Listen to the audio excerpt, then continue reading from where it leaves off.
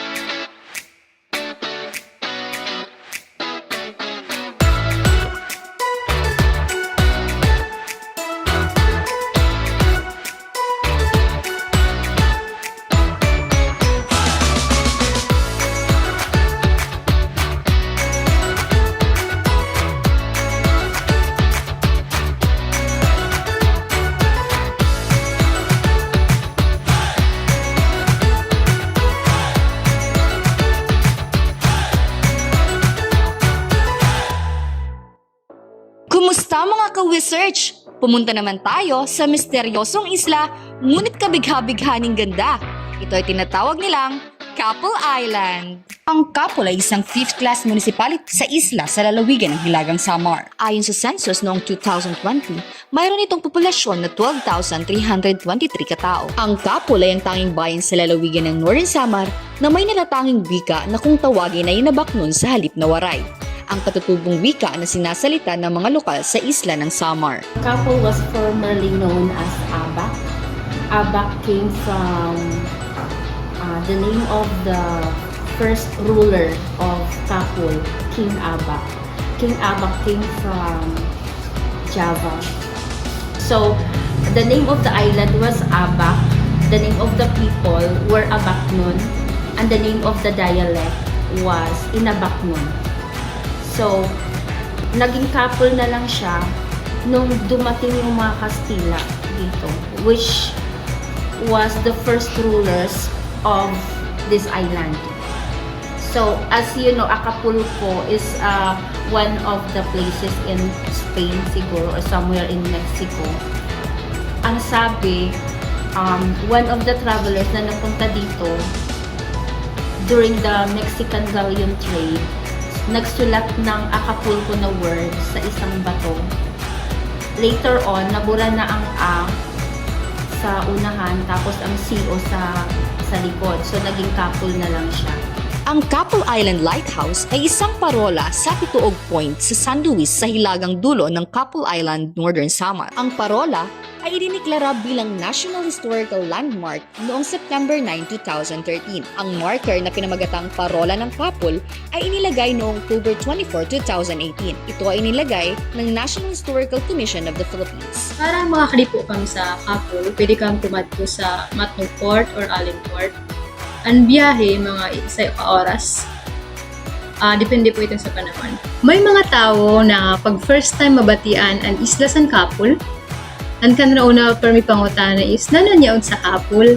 Maliban sa mga maupay nga tourism sites dito sa Capul, like simbahan, parola, mga beaches like Pinangandao, Abak Beach, tapos may mga resorts nga bag-o. Ang mga taga-Capul kasi open sira magbulig kung sino ang nanginginahanglan. And diri ka mlat mag-worry, magnilakaw ka late sa gabi, kay ang Capul low crime rate naman. Ang Capul Church ay tinayo noong panahon ng Spanish colonial period ay kilala rin bilang St. Ignatius de Loyola Church. Ang Capul Church ay tinayo noong 1600s. Napapaligiran ng isang square fort na may mga balwarte ng magkakaibang disenyo. Ang istruktura ng simbahan ay talagang ang pangatlo na tinayo sa site. Noong 1781, si Father C. Mariano Valero, isang Espanyol na arkitektong pari ang nanguna sa pagpapanumbalik ng simbahan at nagtayo ng stone wall na kuta na katulad ng sa Intramuros, Maynila, na magpapatibay nito laban sa pag-atake ng Moro. Aside from being a place of worship, nagsisilbi rin itong fortress noong unang panahon at ngayon ito na ay isang tourist site na nagsisilbing isang simbolo ng Capul. Noong 2021, opisyal na diniklara ang Capul Church bilang isang historical site ng National Heritage Commission of the Philippines. Nangyayaan po namin yung mga parating na bisita dito. Mga cave po kami dito, maraming beaches, Beach, Paro de Capul, tapos sa Abak Beach. walang terorista, maraming turista. That applies here in Kapol because Kapol is an island municipality. So, hindi siya basta-bastang mapupuntahan ng mga terorista o mga masasamang tao. So, kasi dito, lahat din kami magkakakilala. Pag daong mo pa lang sa bangka, pag sakay mo pa lang sa bangka, people would know if you're a stranger.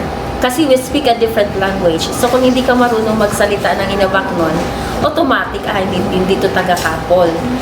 Kaya ano pang hinihintay ninyo? Pumunta na ng Kapol Island! Bye!